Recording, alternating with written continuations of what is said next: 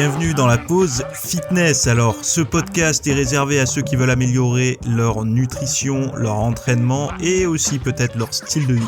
Donc pour tous ceux qui me suivent depuis quelques temps déjà, vous pouvez me laisser une petite évaluation sur la plateforme de podcast de votre choix. C'est ce qui m'aide le plus. Allez, on démarre l'épisode.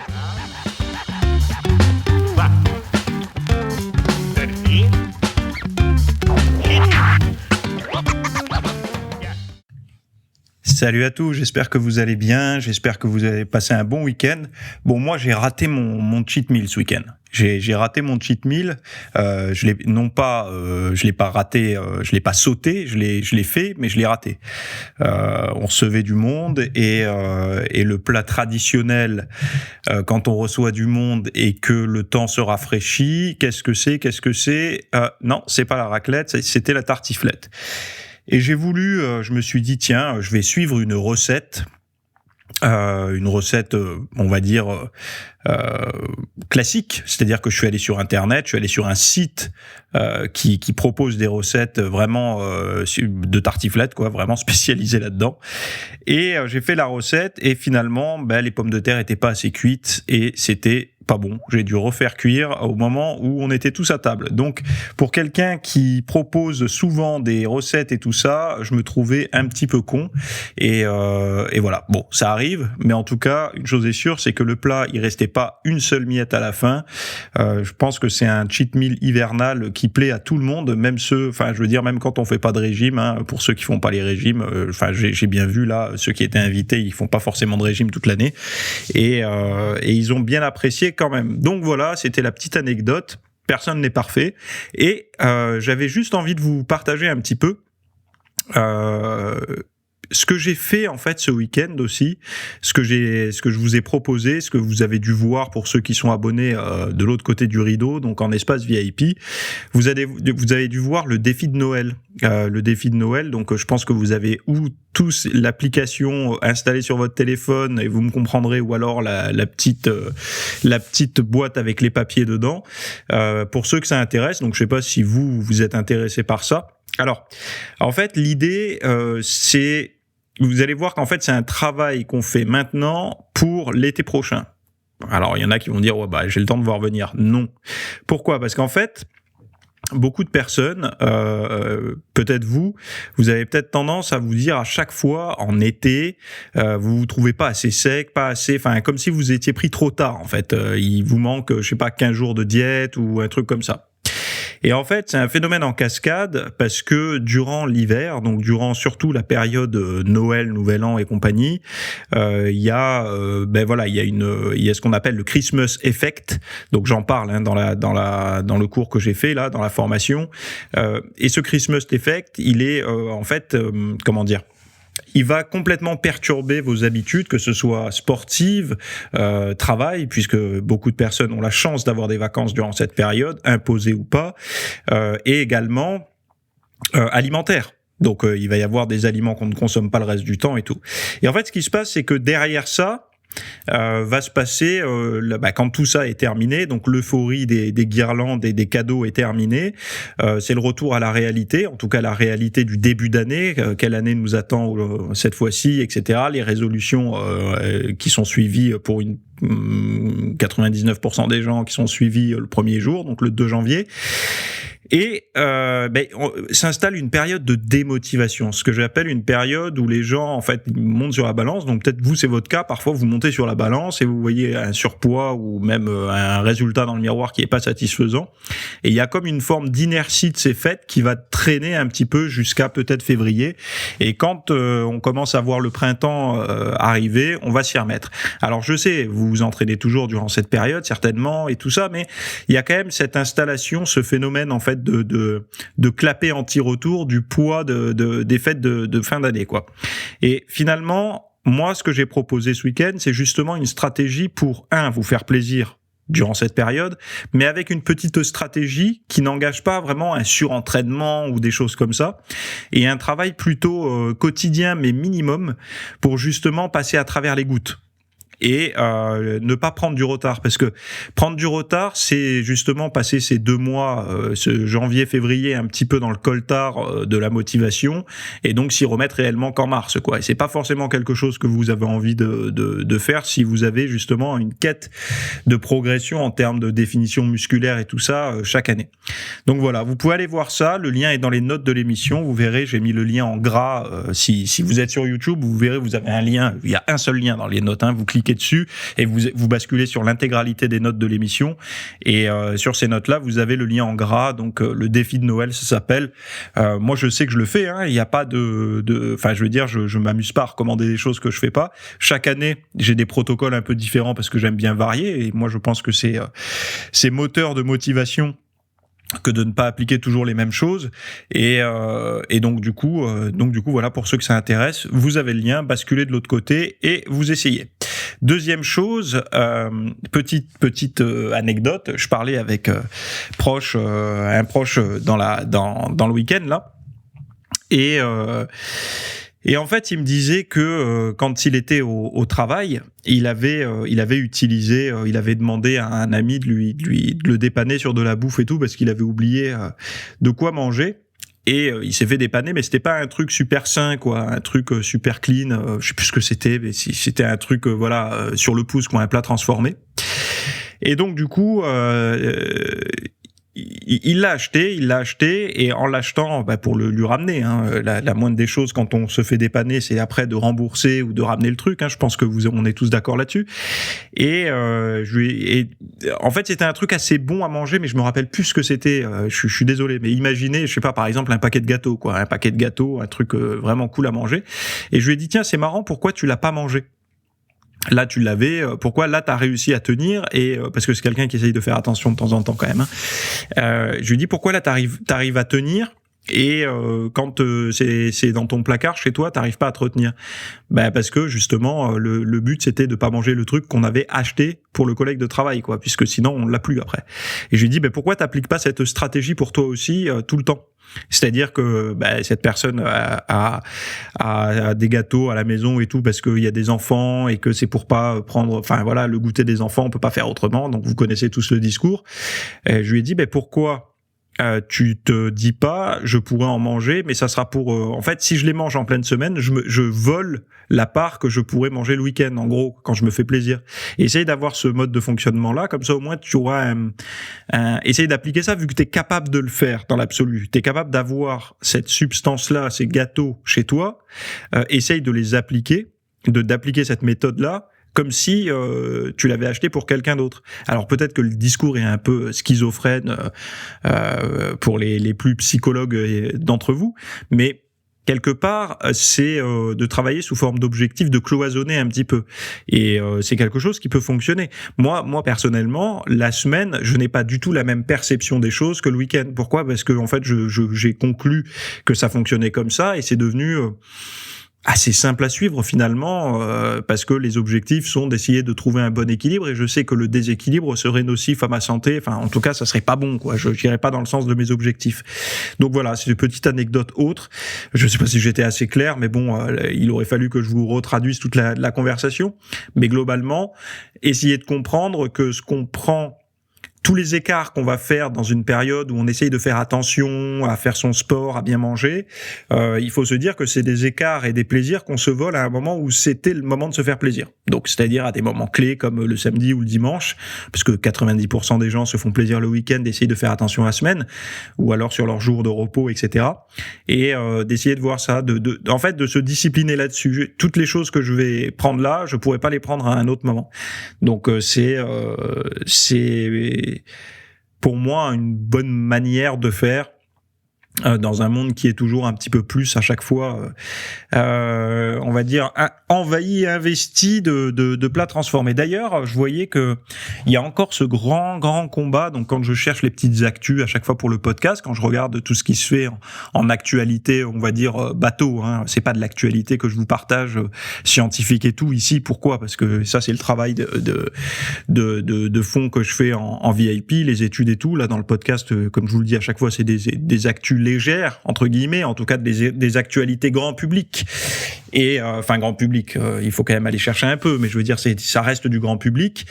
Je vois qu'il y a encore ce gros combat qui est d'opposer pour adopter un mode de vie sain et tout ça. Il y a encore ce combat entre sédentarité et nutrition, c'est-à-dire qu'il y a encore des gens, des experts même, qui sont à défendre les régimes, et d'autres qui sont à défendre la sédentarité, à défendre l'activité physique et à combattre la sédentarité.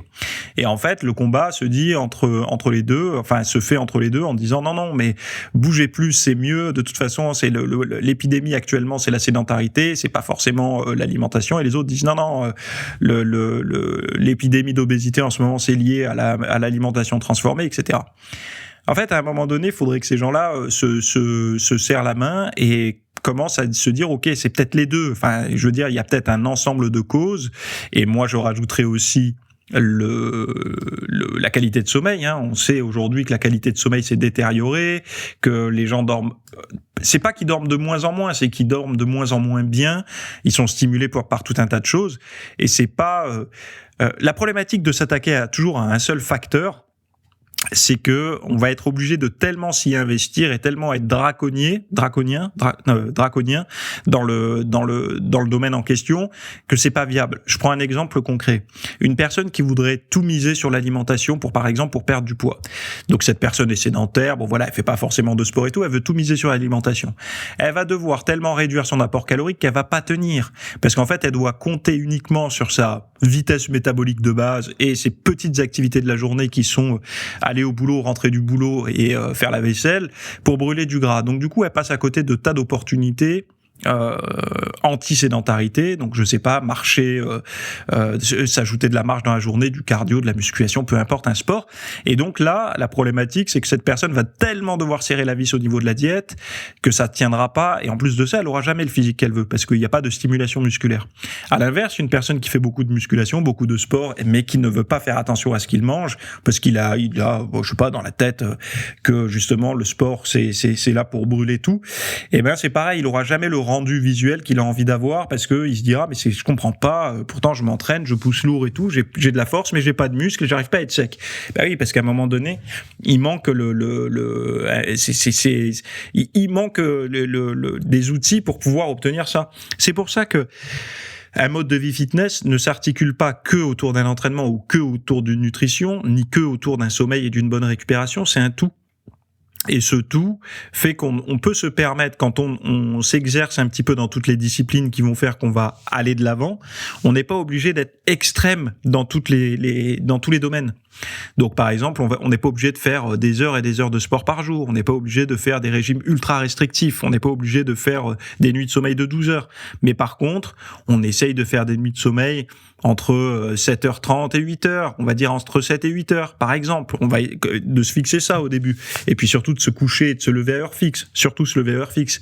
Au niveau du régime, on essaye de se dire bon OK, il y a combien de repas sur la semaine, sans compter les collations, il y en a 21, donc on va essayer sur les 21 d'en faire au moins 19 sains qui vont dans le sens de nos objectifs. Et puis au niveau de l'entraînement, on va essayer de se fixer une régularité, de bouger au moins 5 fois par semaine. Et puis on commence par 45 minutes. 45 minutes, ça tient, tant mieux. On se force pas à en faire 1 heure, 2 heures, 3 heures, 4 heures, 5 heures.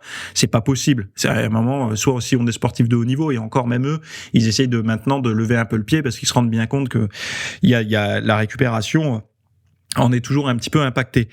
Donc, c'est cette forme d'équilibre à avoir, quoi. Et je comprends qu'il y ait toujours ce débat, parce que si jamais quelqu'un propose, je sais pas, une méthode 100% entraînement, il va défendre son morceau de camembert, quoi, en gros.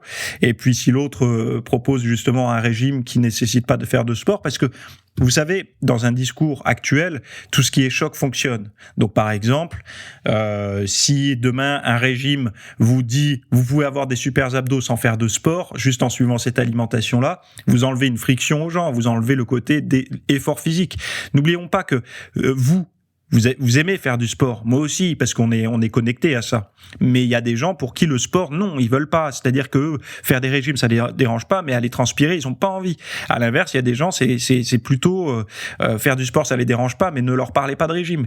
Et c'est pour ça qu'il y a beaucoup de personnes qui se hissent et qui essayent de répondre à cette catégorie de personnes pour essayer de leur proposer des choses, alors qu'on sait très bien que la réalité, toute l'épidémie d'obésité actuelle, c'est lié à tout le style de vie actuel. Il n'y a pas... Et d'ailleurs, je voyais qu'on a fermé dans la région PACA un centre qui traitait les obèses, les adolescents, donc au niveau alimentation, activité physique et psychologique, parce que ce sont des ados quand même qui subissent des pressions à l'école et tout, enfin voilà, au niveau mental et tout, et ben ça a été fermé. Donc je vois pas, et d'ailleurs c'était un des seuls centres qui proposait ça de cette manière-là, et ben ils ferment. Bon, donc ça va pas de l'avant, hein. Donc je veux dire, ça va pas dans le bon sens. Surtout qu'on entend de plus en plus que le surpoids, l'obésité et tout, c'est quand même un risque très très très très très fort d'avoir des problèmes sévères au niveau de l'immunité et tout ça.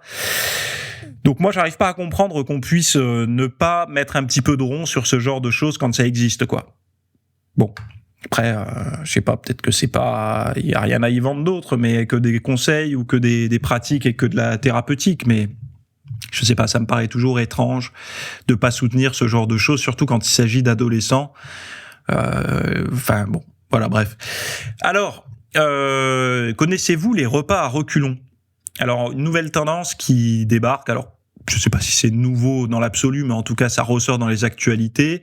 Ça s'appelle backward eating. Donc, le repas à reculons dit backward eating en anglais est une nouvelle manière de manger qui fait grand bruit dans le monde de la nutrition et de la diététique. Inverser l'ordre dans lequel on mange les plats durant le repas.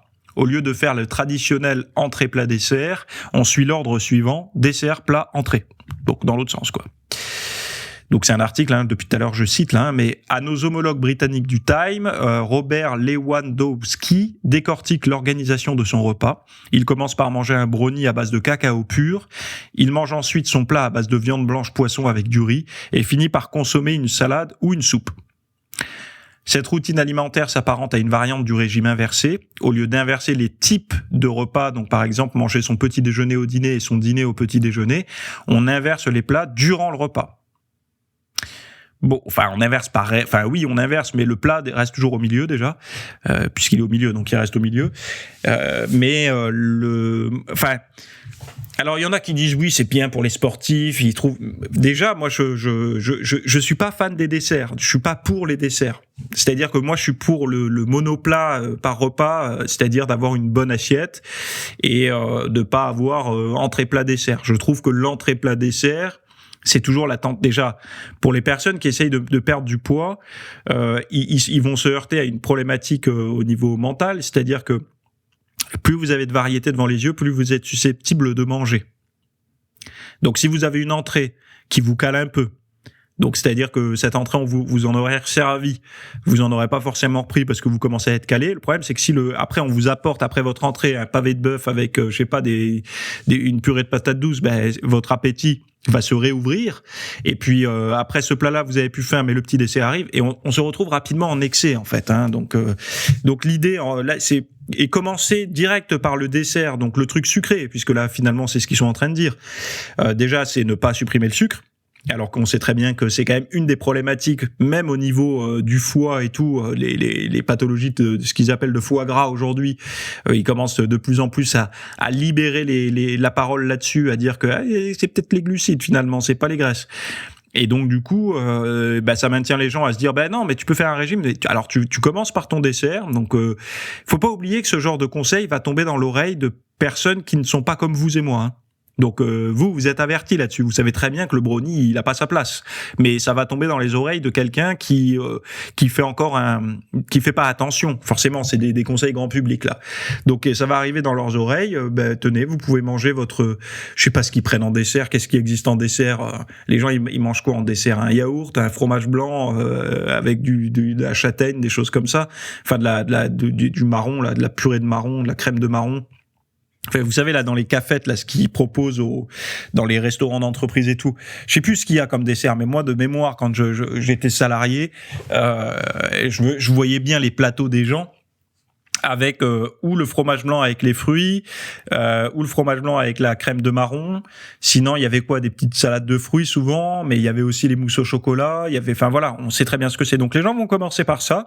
Donc c'est bien, hein, ils sont bien à jeun là, ils font bien faire grimper leur glycémie au taquet. Derrière, ils vont manger leur plat comme d'habitude et puis terminer par l'entrée.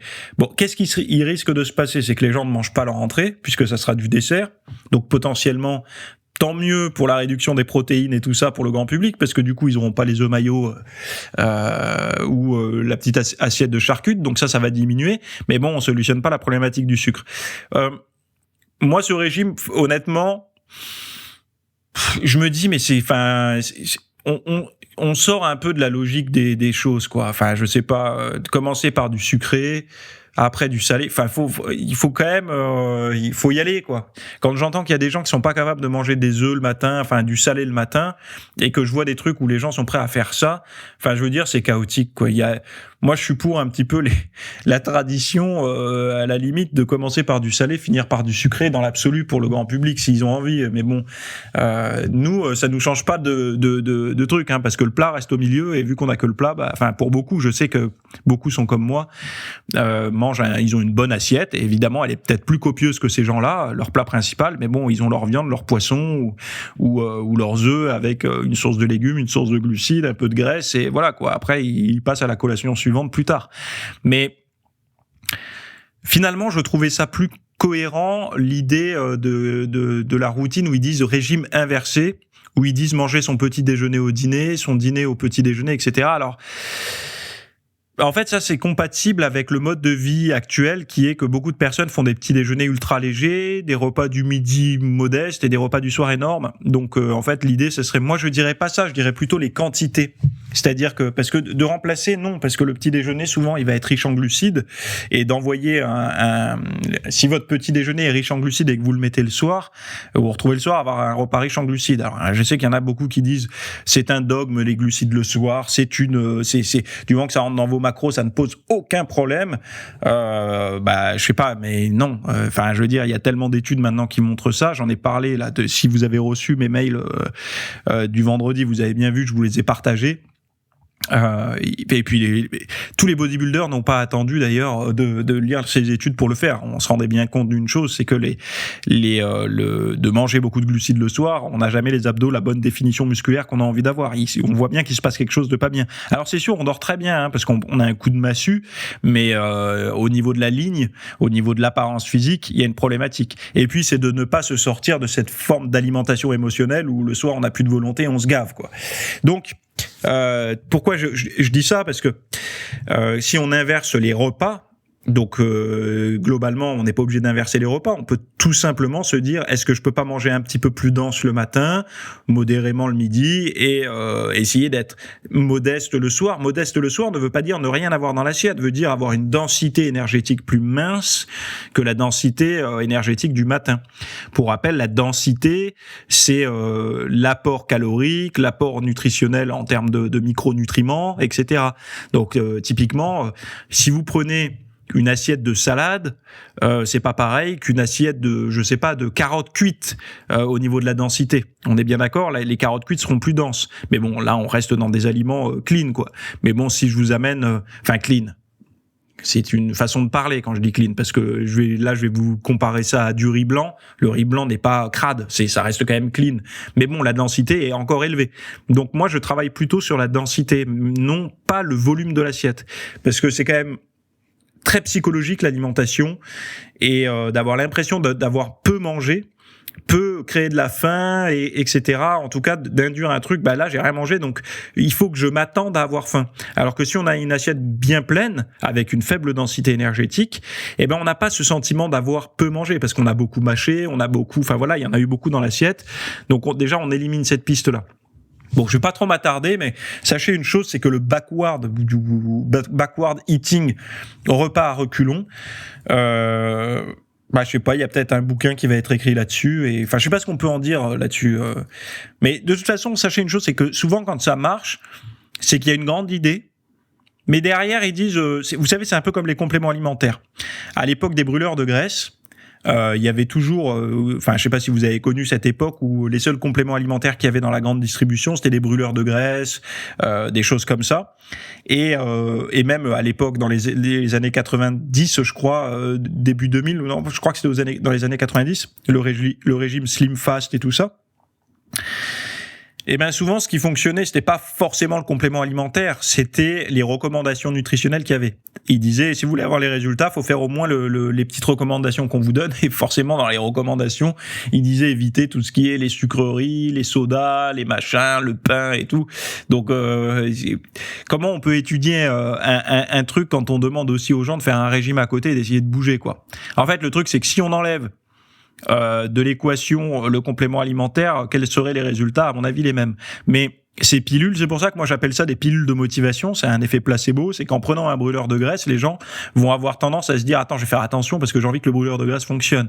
Ouais, bon, et donc j'appelle ça des pilules de motivation, quoi. Donc un bon effet placebo, tant mieux. Mais dans ce cas-là, enfin voilà, essayez de vous convaincre que le thé vert et que le café ça fait perdre du gras et que c'est un bon brûleur de graisse. Comme ça, en buvant votre thé dans la journée, vous aurez plus de facilité à suivre votre diète et à faire votre sport. Enfin voilà, vous avez compris. Mais je sais que je dis ça, mais que vous êtes assez avertis sur toutes ces choses-là. Mais encore une fois, on voit bien qu'on ne peut pas, si vous voulez, avec des conseils comme ça, avec des conseils d'inverser les régimes et tout. Là, honnêtement, on travaille pas sur le fond du problème. Il n'y a pas de pédagogie, en fait. Là, c'est, on retourne les plats, on met le petit-déj là-haut, le petit-déj en bas, donc, au repas du soir, et en haut, on remonte le dîner, bon.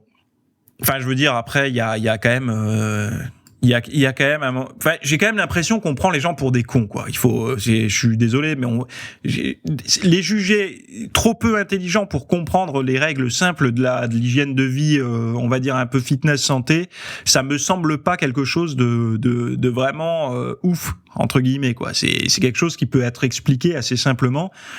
Il faut juste expliquer les choses aux gens, quoi. Ben voilà, vous restez assis, voilà ce qui se passe.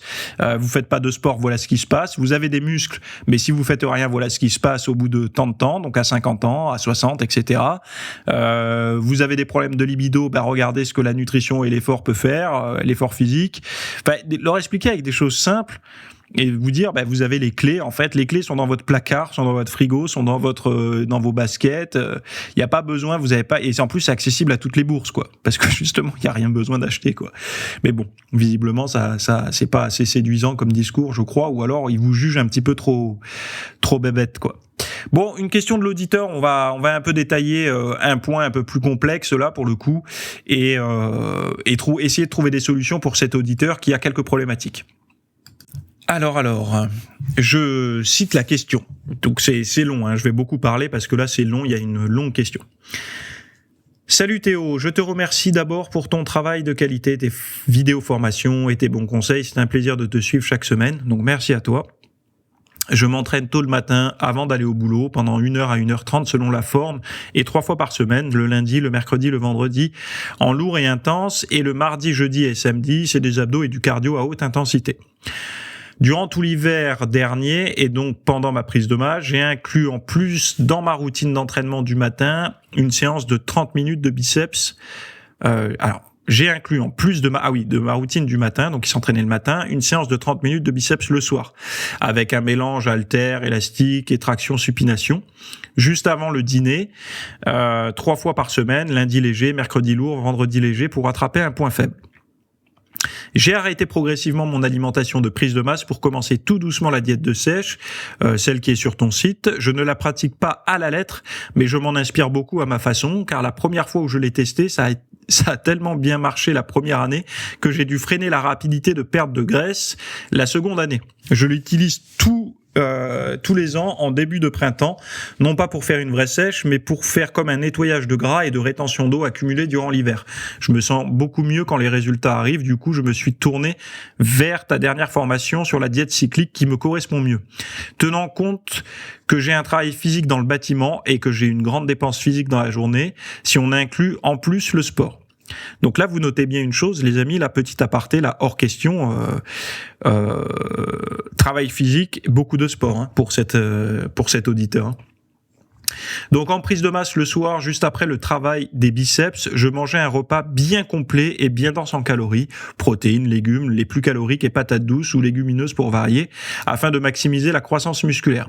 Ma question est, comme maintenant l'objectif est de conserver les muscles au maximum et surtout les gains sur les biceps, et que je suis en diète cyclique et que le soir après les biceps je mange que des protéines et des légumes et plus aucun glucide, dois-je continuer cette régularité sur les biceps ou les travailler plus qu'une seule fois ou deux par semaine pour les maintenir ? Car je commence déjà à ressentir une certaine fatigue et lassitude pour continuer cette cadence. Par habitude, je veux toujours faire quelque chose le soir, juste avant le dîner, sinon je sens le manque d'une dernière dépense physique de la journée. Je ne suis pas hyper actif, mais comme une pile, je ne tiens pas en place chez moi. Alors, dois-je plutôt à la place de ça me tourner par exemple sur des abdos en série longue en variant les exercices pour cibler le gras autour de la taille, qui est quand même l'objectif quand on est en mini-sèche, et pour ne pas m'épuiser sur le court et long terme. C'est surtout durant la saison des beaux jours, printemps, été, merci d'avance. Donc déjà, super question, très intéressante. Alors le contexte, heureusement que tu l'as bien placé, tu es quelqu'un de très actif, donc tu as un travail physique qui nécessite une alimentation particulière, c'est-à-dire une alimentation relativement dense, et tu fais du sport, je veux dire, tu as une dépense énergétique sur ta journée qui a des années-lumière d'une personne sédentaire. Tu fais du sport le matin, tu t'entraînes, entre guillemets, via ton travail. Quand je dis tu t'entraînes, c'est que tu exerces, tes muscles sont en activité durant ta journée de boulot, donc durant tes 7 à 8 heures de boulot, et le soir, tu refais quelque chose. Donc évidemment, quand tu es en alimentation type prise de masse musculaire et compagnie, quand tu es en surplus calorique, tu arrives à combler un petit peu tout ça, bien que je pense que si tu maintiens ce rythme pendant longtemps, ton système nerveux à un moment donné va te freiner, quoi. Il va te dire ouais tu peux, mais vas-y mollo. Donc en fait ça tu le vois par la stagnation au niveau des performances. Quand tu es en période de dégraissage un petit peu, et que tu me dis justement est-ce que je maintiens cette cadence sur les biceps, logiquement ton travail d'intensification pendant ta prise de masse sur les biceps t'a servi à mieux connecter avec tes biceps, logiquement. Pour maintenir un groupe musculaire faible ou fort d'ailleurs, c'est pas tant les séries longues et légères quand t'es au régime, c'est plutôt de maintenir du lourd. Donc moi, si tu veux t'aider à récupérer un petit peu d'énergie, et si tu dois réduire la charge d'entraînement sur tes biceps par rapport à ta fatigue et tout ça, ne supprime pas ton entraînement lourd de biceps. C'est-à-dire que maintiens au minimum tes séances lourdes chaque semaine, ta ou tes séances lourdes par semaine. Donc j'imagine que tu en as une, c'est suffisant quand même pour les biceps. Ça c'est le truc que tu devrais éviter de supprimer au régime parce que justement, à partir du moment où tu vas supprimer les charges de travail importantes sur tes biceps, donc les charges lourdes, ton muscle aura moins de raisons de rester. C'est-à-dire que là, il a une raison d'exister parce que justement, tu lui imposes chaque semaine une contrainte mécanique assez intense, et donc du coup, il se dit je peux pas régresser puisqu'il m'en demande toujours. Donc, en fait, un muscle, c'est ça, c'est quand la contrainte diminue, il a moins de raisons d'exister, donc il commence à fondre, quoi. C'est pour ça que beaucoup de personnes au régime font des erreurs à faire que du long et léger dans le but de brûler. Non, en fait, là, le problème, c'est qu'on brûle aussi trop de muscles parce que le muscle a moins de raisons d'exister s'il n'est pas contraint mécaniquement avec des charges lourdes. Donc c'est pour ça qu'au régime, il faut quand même continuer à avoir des charges lourdes par groupe musculaire, pas forcément beaucoup de mouvements, mais au moins de maintenir un petit peu de lourd, quoi, juste pour maintenir la masse maigre, quoi. Donc ça c'était la question. Et qu'est-ce que tu pourrais faire à la place justement de ces nouvelles séances ? Ben oui, t'as une très bonne idée. Vu que tu t'entraînes le matin, concentre-toi plutôt sur ta muscu, ne te parasite pas par exemple avec tes abdos ou tes lombaires.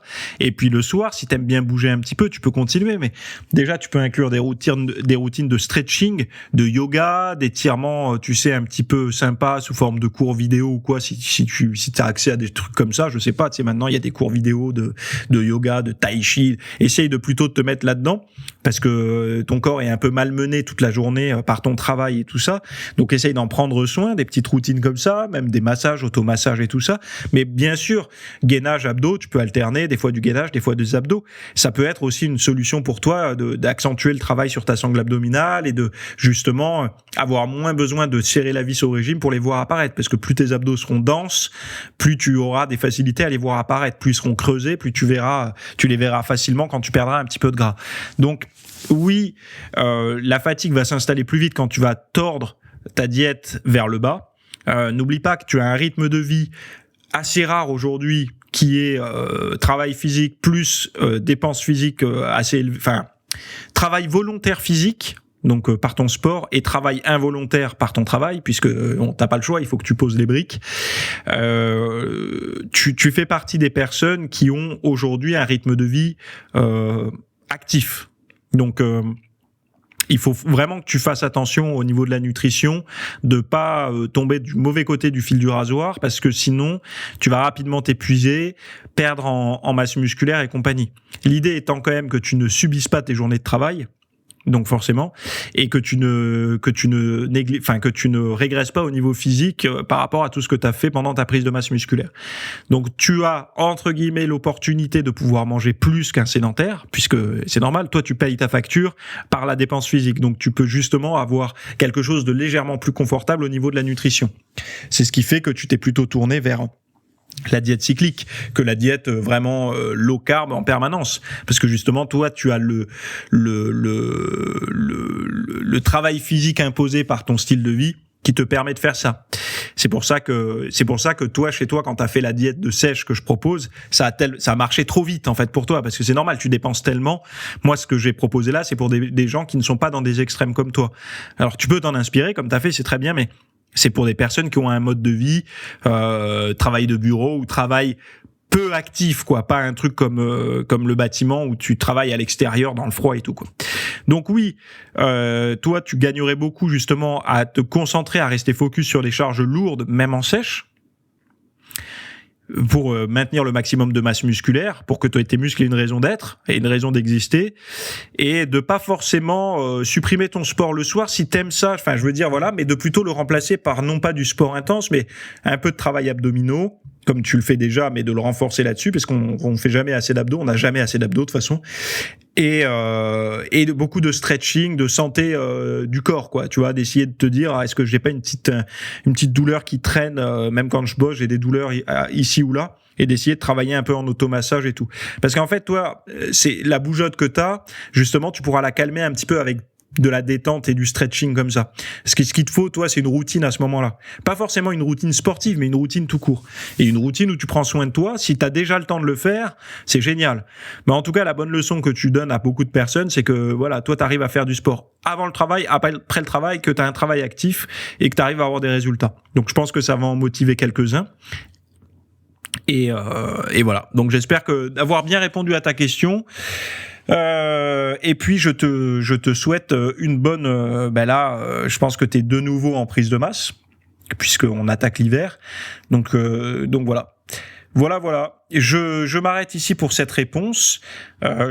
Pour rappel, le petit défi de Noël pour tous ceux qui n'ont pas le même travail que cet auditeur à travailler à l'extérieur, etc. Ou même si vous avez un travail à l'extérieur et que vous travaillez de manière physique et que vous notez qu'à chaque fois durant l'hiver et durant les fêtes de fin d'année, vous prenez du gras, que ça vous saoule parce que vous n'arrivez pas à vous en débarrasser et que parfois même il reste jusqu'à l'hiver d'après, allez faire ce petit défi de Noël. Alors quand je dis défi, c'est pas un truc qui va vous demander 2 heures par jour, hein. Vous allez voir, c'est un truc rapide. C'est juste à inclure, c'est un petit détail, mais accumulé, vous allez voir, c'est vraiment... Enfin bon, voilà. Et j'ai mis en fait en bonus aussi des tas de petites actualités sur la nutrition au niveau de la science. Donc je vous en dis pas plus, allez voir. Les VIP l'ont déjà vu depuis dimanche, et pour les nouveaux, là, si vous avez envie de nous rejoindre, le lien est dans les notes de l'émission. Voilà. Très bonne semaine à toutes et à tous, et on se retrouve de l'autre côté. Bye bye. Merci d'avoir écouté cet épisode. Alors, avant de partir, j'avais juste quelque chose à vous partager. C'est vrai que vous avez peut-être des temps morts à meubler, que ce soit des temps de trajet dans les transports en commun, du cardio un petit peu long sur un tapis de course, ou alors tout simplement envie de remplacer les programmes que vous avez la soirée pour de l'apprentissage. Vous êtes peut-être adepte des émissions, des documentaires, des reportages, etc. Sauf que dans le monde de la musculation, de la nutrition, du développement, d'un mode de vie sain, etc. C'est un peu maigre en contenu dans les médias grand public. Et donc, ce que je vous propose, moi, personnellement, c'est d'aller faire un tour dans la bibliothèque alors, c'est un Netflix version fitness privée qui vous coûtera moins cher qu'un lavage auto au rouleau par mois. Et là, vous avez vraiment tous les sujets. Alors, c'est plein de cours que je propose. Il y en a déjà plus de 300.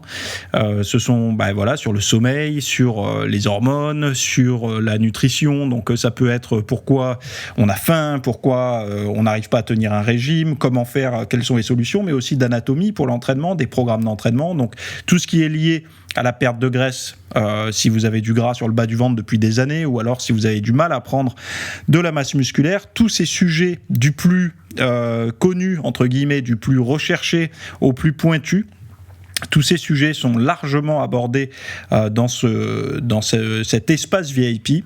Donc, pour rappel, pour y accéder, vous avez un lien en description. Si vous ne le trouvez pas, vous allez sur www.fitnessmiss.fr et vous faites devenir membre. Voilà, vous trouverez sur le site. Et vous accédez à ce contenu caché que vous pourrez écouter partout. Voilà, je vous laisse ici. Très bonne fin de journée à tous.